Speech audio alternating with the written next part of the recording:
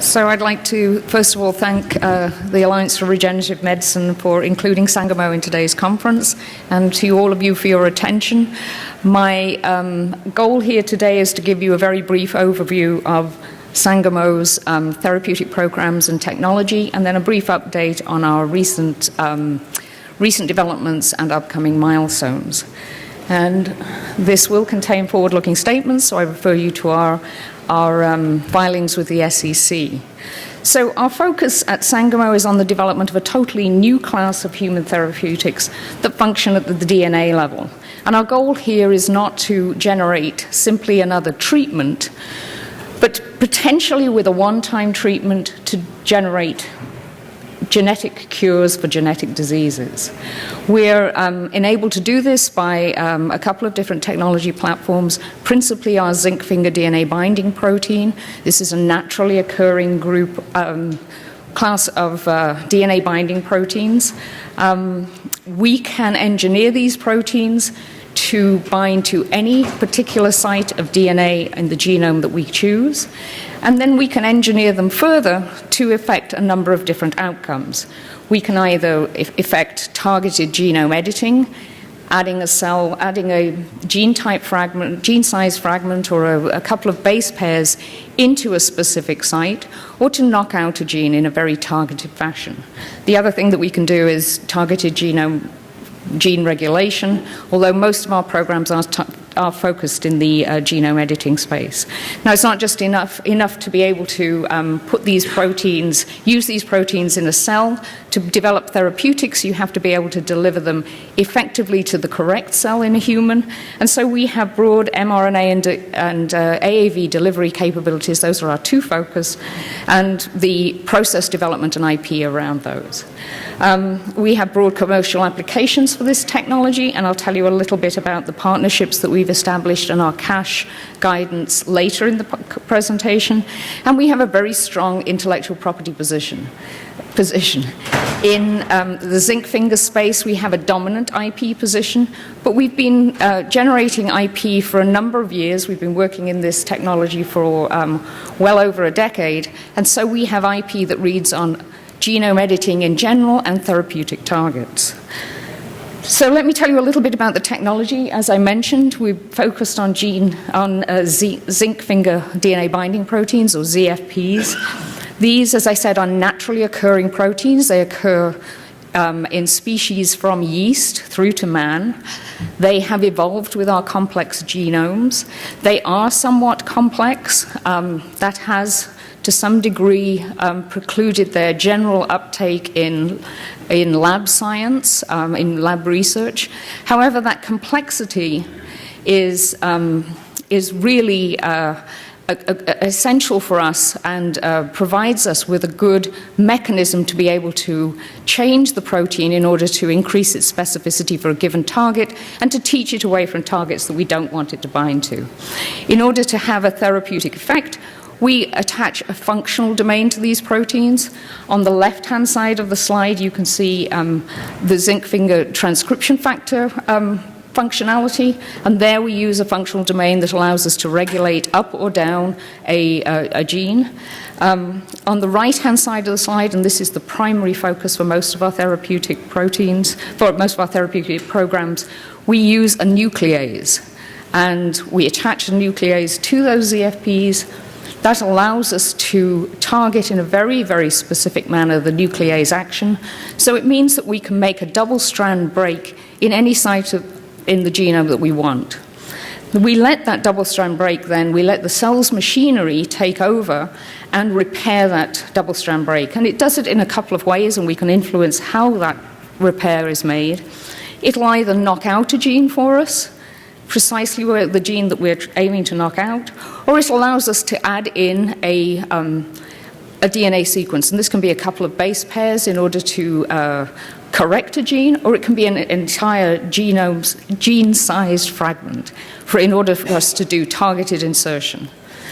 So as I say, we've been very successful in monetizing this technology. We started with broad partnerships in non-core areas of the technology, in plant agriculture with Dow AgroSciences, and in transgenic animals and research reagents with Sigma Aldrich.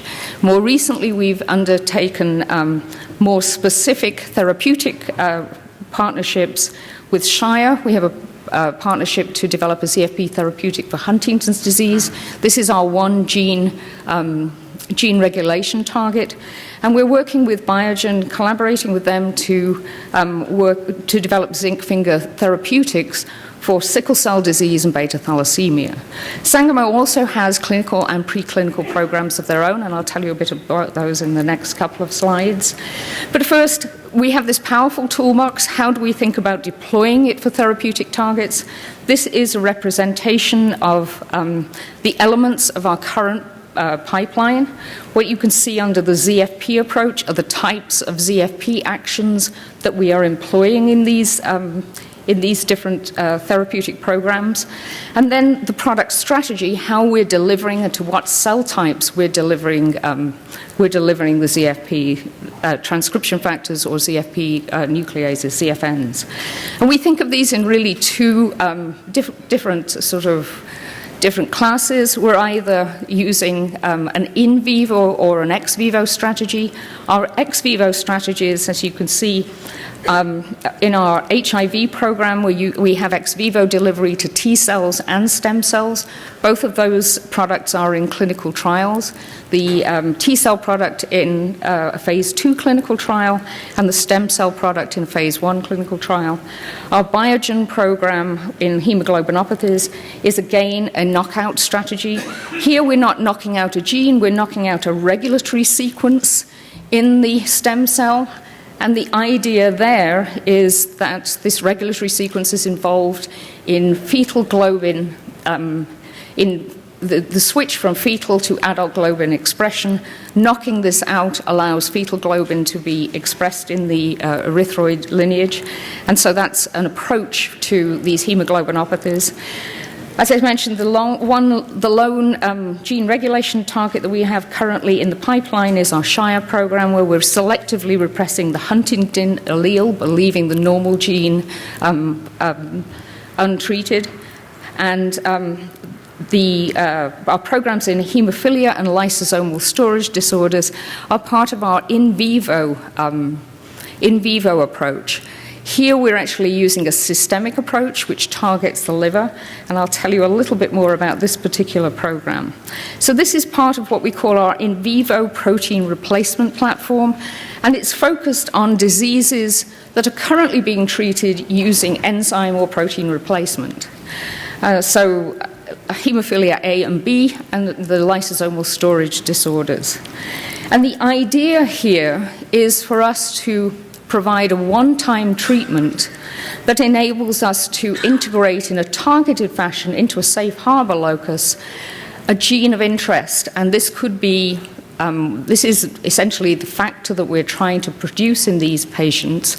And what we're trying to do is make the patient's liver a mini protein production factory so that they're able to produce therapeutic levels in a stable fashion of the enzyme that they're missing, or the clotting factor that they're missing. And so the idea is that we deliver zinc finger nucleases or a therapeutic gene using AAV vectors. This is given as a one-time IV administration. These therapeutics home to the liver, and they undertake targeted gene editing, so integrating in a targeted fashion the gene that we're interested in producing a protein product from. And because we've made a permanent change in this genome of a cell, any cells that are derived from that cell will also carry the modification. So this is, we believe, gives the opportunity for a permanent correction, which is likely to last the lifetime of the patient. So in more detail, we're using the albumin gene as a safe harbor locus. Our zinc finger nuclease in each one of these applications are designed to exactly the same site, just downstream of the albumin promoter. The albumin promoter is one of the strongest promoters in the liver. We make pounds of the protein per year. Because we make so much, it's safe to co-opt a small amount of this for the production of a therapeutic protein. And so we also deliver a donor, and this contains the gene encoding the protein that we'd like the liver to produce. This part of the process is agnostic to whichever gene you're putting in there. So this could be factor 9 for hemophilia B, factor 8 for hemophilia A, or any of the lysosomal storage disorder enzymes that are deficient in these diseases. And I should mention that we just went before the NIH RAC with the first of these programs, our factor 9 program. This is the first example of in vivo genome editing, and we received unanimous recommendation from the RAC. Our intention and our goal, and we're on track to do this, is to file an IND by the end of 2015 for our hemophilia B program and also for our HERLA program.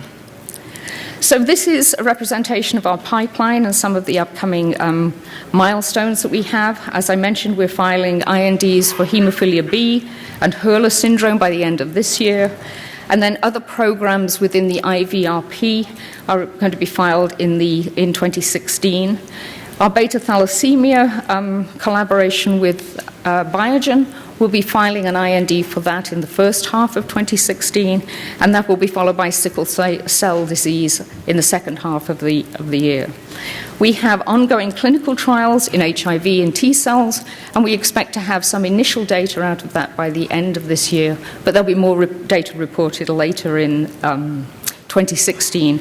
And the phase 1 trial in stem cells for HIV is ongoing, so at City of Hope. So in conclusion, what I've tried to convey today is that we have a robust platform for genome editing and gene regulation that's going to allow us to develop zinc finger therapeutics, ZFP therapeutics, that we believe will have a profound effect on patients and potentially provide a long-lasting, possibly curative therapeutic for them. We have major partnerships with a number of different groups and sufficient cash to move all of these programs forward in the time frame that I've delineated. We expect to end 2015 with at least $180 million in cash. And our strategy has been designed to create near-term value and to basically try and mitigate risk by